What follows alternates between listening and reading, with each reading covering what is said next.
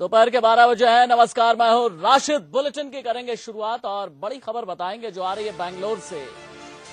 बेंगलोर में बीजेपी दफ्तर के बाहर अचानक ही आज धमाका हुआ, जिसके बाद इलाके में अफरा तफरी मच गई। बताया जा रहा है कि ब्लास्ट मारुति कार के सिलेंडर में होने की वजह से हुआ है, लेकिन अब बेंगलोर पुलिस का यह कहना है कि यह सिलेंडर ब्लास्ट नहीं है। ब्लास्ट इतना जबरदस्त था कि इसके आसपास खड़ी कई गाड़ियां खाक हो गईं।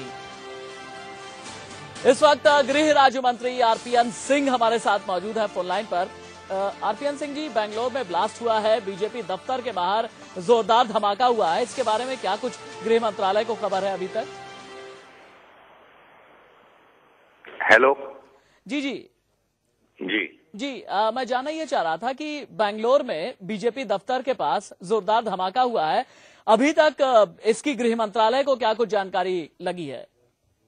टीम्स वहां ऑलरेडी उपस्थित हैं, पूरी विस्तृत जानकारी ली जा रही है। जैसे हमारे पास पूरी जानकारी होगी हम आपको अवश्य बताएंगे, परंतु मैं एक ही चीज इस समय कहना चाहूंगा कि शांति बनाए रखें और र्यूमर मॉन्गरिंग पर अभी नहीं जाया जाए कि तमाम किस्म की कहानियां चल रही हैं। पर मैं कहूंगा जैसे हमारे पास विस्तृत जानकारी पता चलता है, इसमें कोई कह रहा है कि सीएनजी ब्लास्ट या सिलेंडर ब्लास्ट भी हो सकता है, परंतु एमएचए के पास जब तक पूरी विस्तृत जानकारी नहीं आती है तब तक हम इसमें कुछ कहना नहीं चाहेंगे। और जैसे हमारे पास पूरी जानकारी आई हम आप सबको बताएंगे, परंतु इस समय मैं सिर्फ यही कह सकता हूं कि शांति बनाए रखना प्राथमिकता है। खबर शुरुआत तौर पर यह आ रही है आरपीएन सिंह जी कि विस्फोट में 3 गाड़ियां बुरी तरह से क्षतिग्रस्त हुई हैं, कई मोटरसाइकिल और स्कूटर धमाके की चपेट में आ गए। इस बारे में और क्या कुछ डिटेल अभी तक आप दे सकते हैं?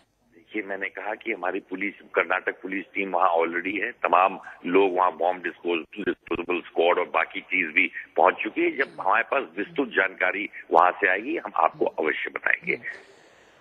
दूसरा एक और बात जानना चाह रहा था, कुछ लोगों के घायल होने की भी खबर आ रही है, बताया जा रहा है कि 3 लोग जख्मी हैं। मैं आपकी बात से अभी तक हमें कितने लोग इसकी पूरी जानकारी नहीं है, पर कुछ लोग इस ब्लास्ट में अवश्य घायल हुए हैं और उसमें कुछ पुलिस कर्मचारी भी रहे हैं, उनकी भी जानकारी हम ले रहे हैं कि कितने लोगों को इसमें इस अटैक में इस ब्लास्ट में कितने लोगों का घायल हुए हैं, परंतु जैसे हमें पूरी जानकारी मिलेगी हम आपको अवश्य बताएंगे। ठीक है, बहुत शुक्रिया। गृह राज्य मंत्री आरपीएन सिंह हमारे साथ मौजूद थे। केंद्रीय गृह राज्य मंत्री आरपीएन सिंह का यह कहना है कि अभी फिलहाल मामले पर गृह मंत्रालय ने नजर बना करके रखी हुई है, जैसे ही विस्तृत जानकारी मिलेगी वैसे ही मीडिया के साथ, हिंदुस्तान के साथ शेयर की जाएगी।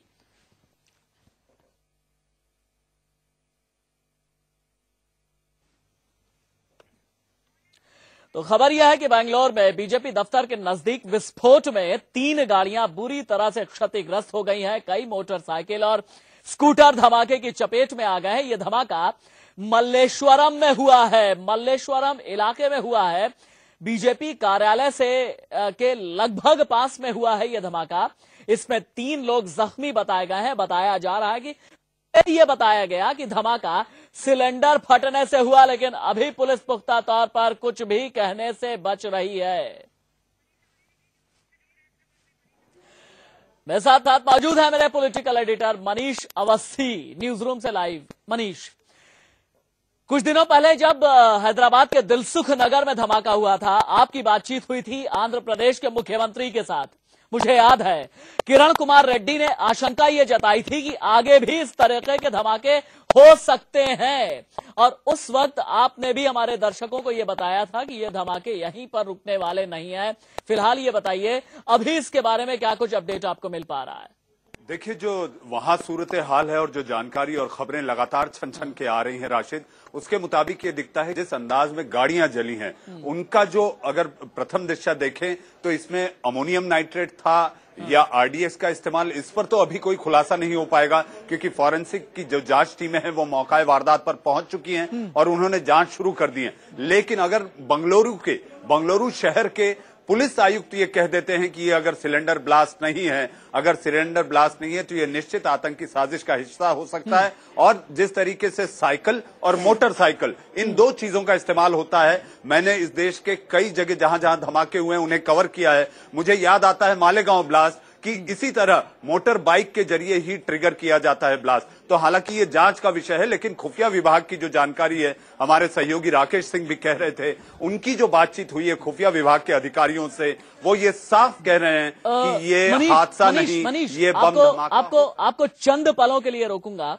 हम ये दिखा रहे हैं कि किस तरीके से जब ब्लास्ट हुआ है उसके बाद की स्थिति बेंगलुरु के मल्लेश्वरम इलाके में क्या थी, आप देख सकते हैं। कई गाड़ियों के बल्कि परखच्चे उड़ गए हैं। धमाके में 13 लोग घायल हुए हैं, अभी की ताजा जानकारी है। तमाम जो गाड़ियां हैं, कईयों के शीशे टूट गए, कईयों के इंजन में आग लग गई, गाड़ी में आग लग गई। लोग वहां पर मौजूद थे, लोगों में अफरा तफरी मच गई। लोग ये जब तक समझ पाते कि आखिरकार ये हुआ क्या है, तब तक मंजर वहां का कुछ इस तरीके का था। आप देख ये भी सकते हैं, एक कार के पीछे मैं देख पा रहा हूं, ये देखिए किसी मोटर बाइक का ये टायर पड़ा हुआ है।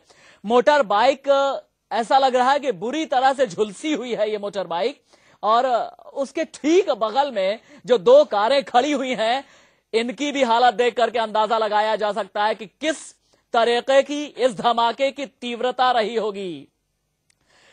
मेरे साथ पॉलिटिकल एडिटर मनीष अवस्थी मौजूद है न्यूज रूम से लाइव। मनीष, अगर हालांकि मैं अभी ये कह नहीं रहा पुष्ट तौर पर, अगर ये मोटर बाइक में प्लांट करके धमाका हुआ है, ये बताइए हाल के दिनों में इस तरीके के धमाके कहां कहां पर हुए हैं? एक, इन धमाकों का पैटर्न किस टेरर आउटफिट से मिलता है? दो, और तीसरा, हिंदुस्तान में ऐसा क्यों होता है कि आईबी की तरफ से अलर्ट जारी किया जाता है, यह कहा जाता है कि फला शहर, फला राज्य में फला शहर जो है आतंकियों के निशाने पर तो है, लेकिन वहां पर कौन सा इलाका है, यह स्पेसिफिक इनपुट आखिरकार हिंदुस्तान में मुहैया क्यों नहीं हो पाती? मनीष,